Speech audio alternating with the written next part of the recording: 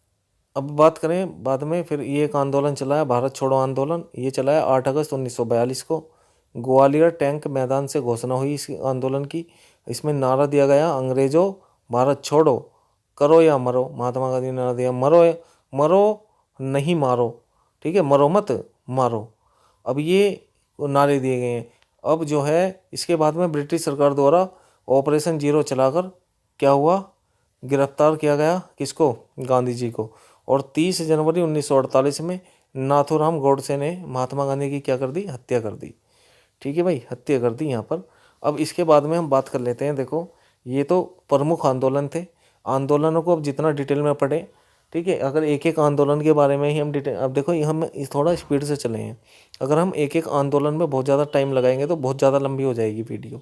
ठीक है, कंटेंट पूरा है। कंटेंट को मैंने इसमें जो है पूरा, जहाँ से जैसे जैसे सवाल बनते हैं ये सब रेड उससे अंडरलाइन भी किए हुए हैं, जो जो इम्पोर्टेंट चीज़ें हैं। ठीक है, तो आपको ये पूरा पढ़ना है ईमानदारी से। अगर आप इसको कर लोगे तो हिस्ट्री, इससे देखो वैसे तो देखो पढ़ने को तो पूरा इतिहास है, लेकिन आप ये मेन टॉपिक हैं, जैसे एग्जाम आपके आप जल्दी में ही है, ठीक है, तो आप इस पे फोकस रखो। इस पे ज़्यादा फोकस रखोगे तो दिमाग में तुम्हारी चीज़ें रहेंगी। ठीक है, अगर तुम बहुत सारा मतलब डिटेल में पढ़े जा रहे हो, कोई एक ही सब्जेक्ट पढ़ रहे हो, उसी पे टाइम दे रहे हो, तो वो गलत चीज़ है ना। अब आपको स्मार्ट स्ट्रेटेजी बनाने की ज़रूरत है। अगर आप स्मार्ट स्ट्रेटेजी से आपको जो है एग्ज़ाम को क्रैक करना चाह रहे हो तो बहुत अच्छे से हो जाएगा। और जो आप इसी तरीके से एक एक सब्जेक्ट ही पढ़ते चले जाओगे, एक एक सब्जेक्ट पढ़ते चले जाओगे, है ना, तो बिखर जाओगे। अब थोड़ा उसे सीमित करो। अब जैसे मैं एक ये पूरी वीडियो इतिहास इसमें कंप्लीट, ठीक है, इसकी पीडीएफ आपको जो है हमारे टेलीग्राम ग्रुप में मिल जाएगी, फ्री, आप ना डाउनलोड करना।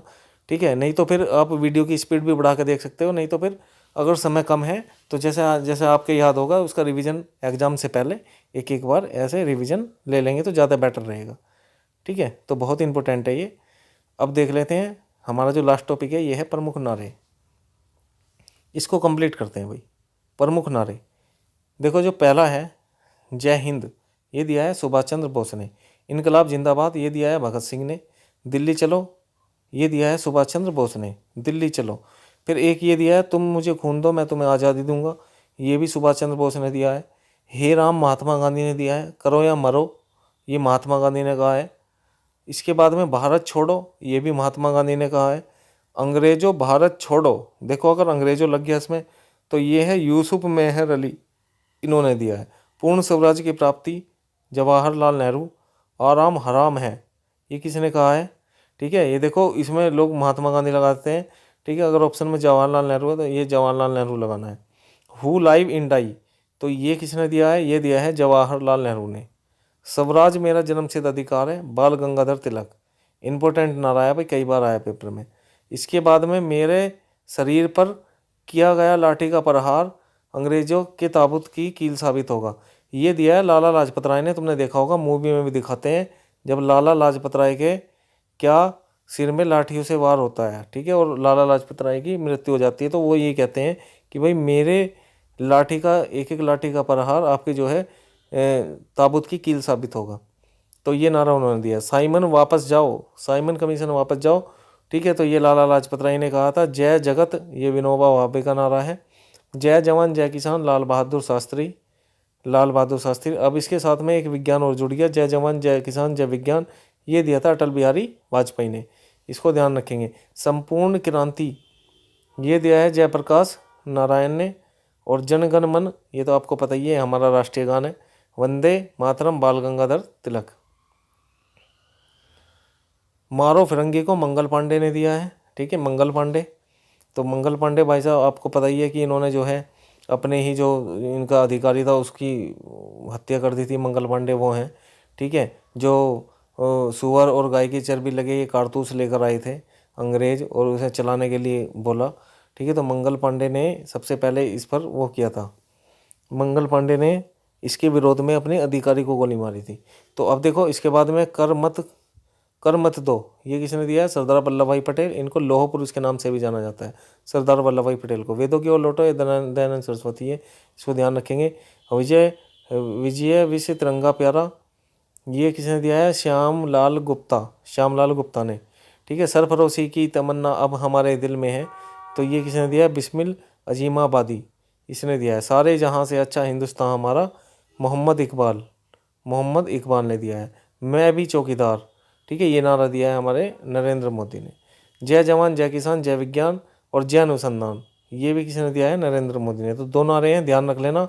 मैं भी चौकीदार, ये नारा दिया नरेंद्र मोदी, और अब जय जवान जय किसान ये दिया लाल बहादुर शास्त्री ने, और बाद में विज्ञान जुड़ा है तो वो किसने दिया? अटल बिहारी वाजपेयी ने। अब इन्होंने जय अनुसंधान और जोड़ दिया, तो ये किसने दिया है? श्री दामोदर नरेंद्र मोदी, ठीक है जी। तो इन्होंने दिया, ये दिया है 1921 में, ध्यान रख लेना। सबसे लेटेस्ट तो यही है, इसके बाद में अभी तक कोई ये नारा नहीं है।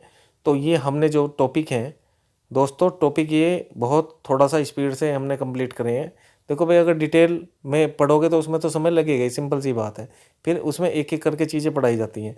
अब मैं आपको एक बात बता रहा हूँ कि जैसे मैंने कहा कि एग्ज़ाम, जैसे आपका ये नज़दीक है एग्ज़ाम, तो एग्ज़ाम में अब यही चीज़ पढ़ लो, क्योंकि इनसे सबसे ज़्यादा सवाल बन रहे हैं पेपर में।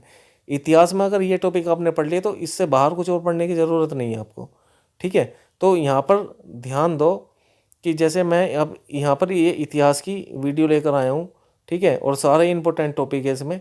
इसी तरीके से हर एक सब्जेक्ट की, जैसे आपका ज्योग्राफी हो गया, है ना, जो जो भी पॉलिटी हो गया, इनसे संबंधित जो भी आपका जो टॉपिक इंपॉर्टेंट है एग्ज़ाम की दृष्टि से, वो मैं आपको जो है समय समय पर लाता रहूँगा। तो अगर कोई हमारे चैनल पर नया है तो हमारे चैनल को सब्सक्राइब कर लें, क्योंकि इस तरीके के वीडियो मैं अपने चैनल पर डालता रहता हूँ, ठीक है। और अगर वीडियो आपको पसंद आई है तो प्लीज़ लाइक करें, और इसकी पीडीएफ पाने के लिए मेरे जिस नाम से आपका ये यूट्यूब का चैनल का नाम है, इसी नाम से है, टेलीग्राम पे आप सर्च करो टारगेट विद राहुल उपाध्याय, ठीक है, उसे ज्वाइन कर लो, और वहाँ से ये जो पीडीएफ है वो फ्री आप डाउनलोड कर सकते हैं, ठीक है। तो मिलते हैं नेक्स्ट वीडियो में। धन्यवाद, जय हिंद।